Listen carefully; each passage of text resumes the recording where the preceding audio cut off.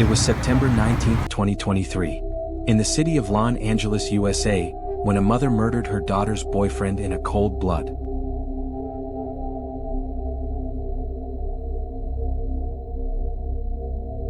The first scream didn't come from the baby monitor. It came from inside the wall. At least, that's what 19-year-old Elena Navarro believed when she jerked awake at 2:14 a.m., clutching her stomach as her unborn daughter kicked hard enough to bruise her ribs. The house was dark, too quiet, and the night felt heavy with a kind of thickness she couldn't explain. Then came the second sound, a thud, low and final, like something collapsing under its own weight. Or someone. "Mom?" Elena called out, breath shaking. No answer. Only silence, and the subtle hum of the refrigerator downstairs. She sat up in bed, listening so hard her ears ached. The house was old, the wood warped, the pipes groaning, but this wasn't that. This sound was human. And familiar. Welcome, truth seekers. This is a crime ledger, where we dive deep into the world's most compelling criminal cases and unsolved mysteries. If you're ready for the deep dive, smash that like button, subscribe, and let's begin. She grabbed her phone, clicked the flashlight on, and stepped into the hallway of the cramped two-bedroom house she shared with her mother, Elena Navarro, a woman who could make any room feel colder just by entering it. A woman Elena loved but feared in ways she couldn't voice. "Mom?" she repeated. Still nothing. She followed the noise toward the narrow door at the end of the hall. The door that shouldn't have made noise because it led only to the upstairs storage closet, a space jammed with old holiday decorations and boxes of Teresa's old nursing textbooks. But tonight, the doorknob was warm and slightly turned. Elena froze. She was almost 7 months pregnant. Her heartbeat alone felt loud enough to wake the dead. The floor creaked behind her. "Elena?" a voice said, tight, clipped, and unmistakably her mother's. "What are you doing out of bed?" Elena swallowed. "I heard something." Teresa's face emerged from the darkness of the hallway, pale in the flashlight beam. Her eyes were sharp, calculating, shimmering with something that didn't look like concern. "Just the house settling," Teresa said too quickly. "Go back to bed." Her mother stepped forward, blocking the closet door with her body. Her clothes were different from what she'd been wearing earlier that night. Her gray t-shirt was gone, replaced with a dark hoodie. And her sleeves were wet, clinging, dark. Elena felt panic crawl up her throat. But before she could speak, Teresa said softly, dangerously, "Don't open that door." 12 hours earlier, the world had felt different. It had been bright, warm, hopeful.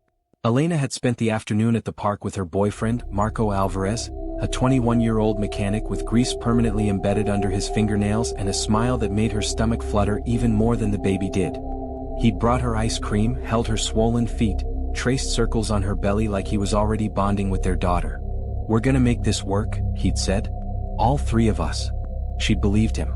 Marco wasn't perfect. He had a temper, a criminal record for petty theft, and a complicated past, but he loved her fiercely. Enough to stand up to Teresa, who despised him from the moment she met him. "He's trouble," Teresa always said. "He's going to ruin your life. And mine." Teresa wasn't the warm type. Years as a nurse had hardened her, but motherhood had calcified her entirely. She lived off rigid control. Schedules. Cleanliness. Silence. But lately, she'd been unraveling. Talking to herself in the laundry room. Walking the hallway with no footsteps. Standing outside Elena's bedroom door in the middle of the night, just listening. The worst part was that Marco had noticed too. "Your mom's hiding something," he whispered to Elena just hours before everything changed. "Something big." Elena had laughed it off. She didn't laugh now, because standing in the dark hallway with her mother's wet sleeves dripping onto the hardwood floor, something big had happened. "Where were you?" Elena whispered. Teresa blinked. "Doesn't matter." "Why are you?" "Go." "Bed." Teresa stepped forward, her breath hot and sour, her fingers gripping Elena's shoulders with surprising strength. But then, a sound came from inside the closet.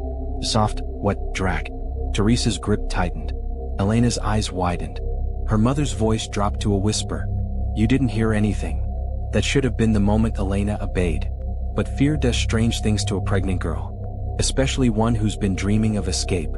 Elena shoved past her mother and lunged for the closet door.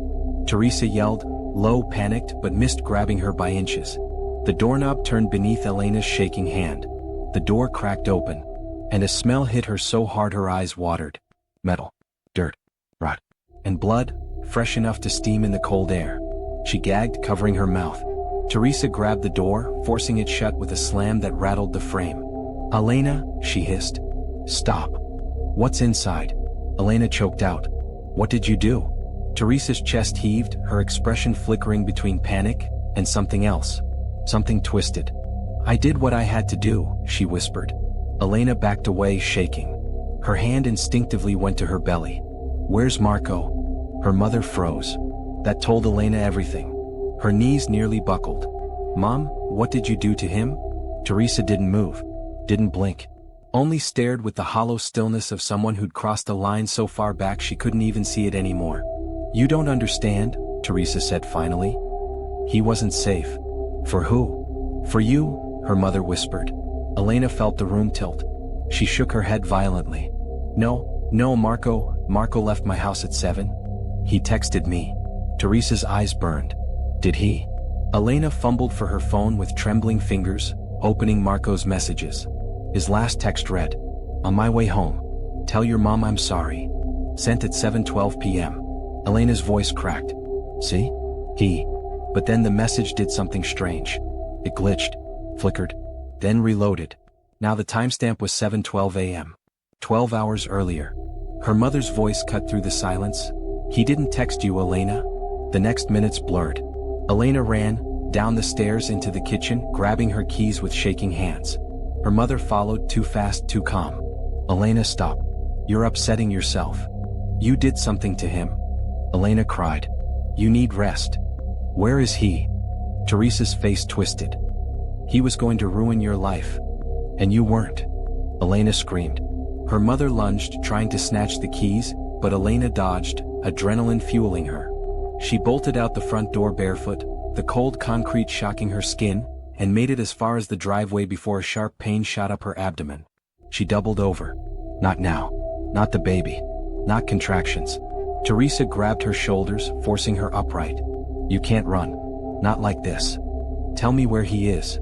Instead of answering, Teresa dragged her back toward the house. She was shockingly strong. Her nails dug into Elena's arms. "Let go." Elena screamed. But Teresa didn't.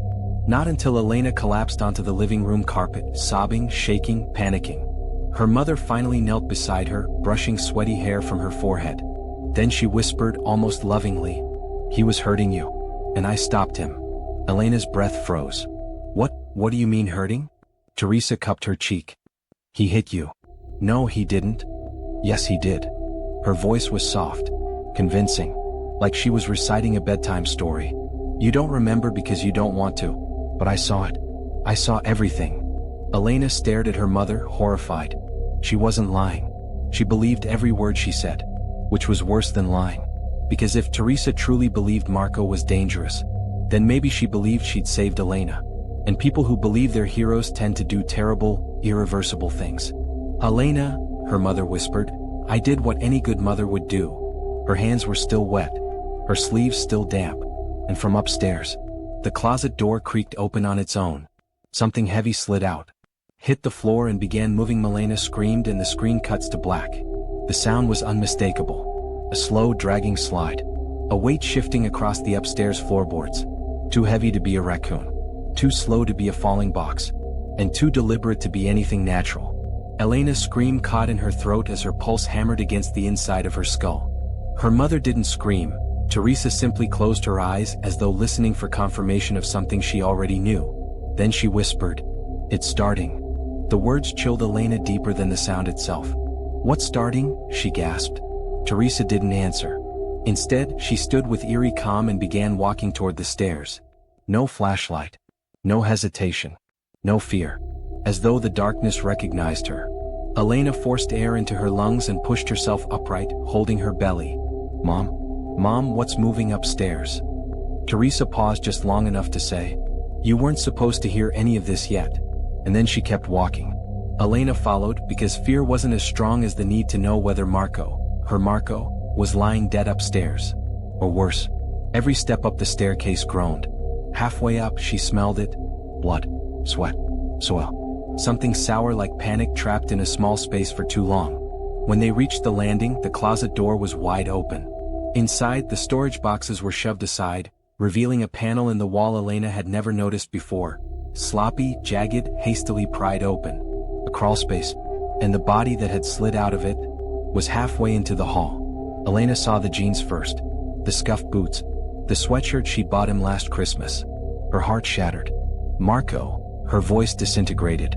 She dropped to her knees beside him, trembling fingers inches from his shoulder, but she couldn't bring herself to touch him. If she touched him, the truth would become real. But then, Marco moved. A low, broken groan rattled inside his chest. His fingers twitched. His head shifted just slightly. He wasn't dead. He was alive. Barely. Elena, he rasped, eyes fluttering open, unfocused and terrified. She tried. Don't. Teresa grabbed Elena's arm. Don't touch him. Elena jerked away. You lied. You hurt him. No, Teresa said calmly. I saved you from him. Mom, he's not hurting anybody. Teresa's voice sharpened. Not anymore. What did you do to him? Elena screamed. Her mother didn't flinch. He forced his way in. I defended myself. That's a lie, Marco croaked from the floor. She asked me to come over. Teresa's expression darkened. Don't listen to him. He's manipulating you. He's bleeding, Mom. And he deserved it, Teresa snapped, voice cracking with something wild. Everything I've done has been to protect you. Elena dragged Marco's arm over her shoulder, trying to lift him. He screamed in agony. His ribs felt wrong under her hand, soft, shifting. Broken. We need to go. Elena begged. You can't leave, Teresa said. Watch me. Elena made it one step toward the stairs before her mother pulled a knife from her hoodie, small, sharp, utility style, smeared with dirt and dried blood. Put him down, Teresa said quietly. Too quietly. Elena froze. Not because of the knife. Because of her mother's eyes. They weren't furious. They weren't afraid. They were empty. Completely, terrifyingly empty. You don't understand what he is, Teresa whispered. But you will. She stepped closer. Elena, he's not the first one. What? Elena's voice cracked. Teresa's breath trembled, not with fear, but with relief. As if she'd been waiting years to confess. You think Marco is the first boy who tried to take you away from me? She said. The first who lied to you? Hurt you. He didn't hurt me. He would have. They all do. Elena backed up. Mom, what are you saying? Teresa pointed the knife toward the crawlspace. Look. Elena didn't want to look, but her body turned anyway. Inside the crawlspace were 3 shoe prints in dried mud, too large to be Teresa's. A torn men's jacket. A bottle of cologne. A phone with the screen shattered. A rusted silver chain necklace she didn't recognize. And beneath that, bones. So many bones. Elena staggered backward, nearly tripping over Marco's legs. Oh, my God, Mom, what is all that? Teresa exhaled shakily. Proof? Proof of what? That I'm the only one who ever loved you. Marco coughed wetly. Elena, listen to me, your mom's been doing this for years. Teresa snapped, don't you dare. Elena looked between them, shaking uncontrollably. What is he talking about? Marco forced the words out. I tried to warn you. I found things, in her shed, men's wallets, pictures, stuff from missing guys around town. Elena's stomach dropped. Teresa shook her head slowly. Lies. Manipulation. This is what abusers do. He was going to tell you tonight, Marco wheezed. That's why she. Teresa lunged toward them. Elena screamed. Marco shielded her as much as his broken body could. Teresa grabbed her daughter's arm with bruising force. He was going to take you from me. No one is taking me from you, Elena shouted. But you're hurting us. The baby kicked violently. Pain shot through Elena's belly, dropping her to the floor. Teresa froze. Elena, are you okay? She whispered, voice shifting from monstrous to maternal in a heartbeat. The sudden softness was more terrifying than the knife. Marco struggled to push himself upright. Elena, we gotta move, now. But Teresa stepped between them. You're not leaving, she said. You need help, Elena cried. No, Teresa whispered, tears filling her eyes. I need you. Behind her, Marco reached for the banister, trying to pull himself to his feet. Teresa saw it, and she snapped. She lunged at Marco. Elena screamed and threw herself between them. Teresa's knife grazed her arm, slicing just enough to burn but not enough to slow her down. Stop, Elena cried. Teresa tried grabbing her again, but Elena shoved her mother backward with everything she had. Pregnancy adrenaline surged through her like lightning. Teresa stumbled. Her back hit the wall. But she didn't fall. Instead she smiled. A slow, chilling smile. "You're just like your father," she whispered. Elena froze. "My father? You said he died in an accident." Teresa shook her head. "He left us. For someone else. He betrayed us." "And you killed him?" Elena whispered. Teresa didn't answer. Which was an answer. Marco grabbed Elena's hand. "We need to go. Please." They made it 2 steps toward the stairs before Teresa screamed. "If you leave this house, you will never be safe." Her voice shook the walls. The baby kicked again. Elena's vision blurred. "We have to go," Marco rasped. "Elena, now." They stumbled down the stairs. Every movement was agony. Elena's contractions were starting, real ones. Too early. Too fast. They reached the bottom. 2 feet from the front door. When Teresa cut the power, the house went black. Elena couldn't see her hand in front of her face. She could only hear her mother's footsteps above. Slow. Intentional. Stalking. "Marco," she whispered, "we have to run." Then she heard the unmistakable metallic click of the back door being locked. One by one. Every window latch. Every deadbolt. Every exit. Teresa was sealing them inside. "You can't leave," her mother called from the darkness. "The world out there will destroy you. Men will destroy you. I am the only one protecting you." Elena felt her blood turn to ice. Marco squeezed her hand weakly. "Elena, she's not stopping." "We're getting out," Elena whispered fiercely. "We have to." Another contraction hit, dropping her to her knees. Marco tried to steady her, but he was barely standing himself. Upstairs, Teresa's footsteps stopped. Dead silence. Then, her voice drifted down the staircase. "Elena, sweetheart, it's time to choose." A sliver of moonlight finally cut through a gap in the boarded window, illuminating something on the floor in front of the front door. A trail of blood, fresh, leading toward them. And a shadow moved at the top of the stairs. Teresa's silhouette, knife raised, her voice soft. "I'm doing this for us," Elena screamed. Thanks for watching. Don't forget to like and subscribe for more gripping true crime stories told like never before.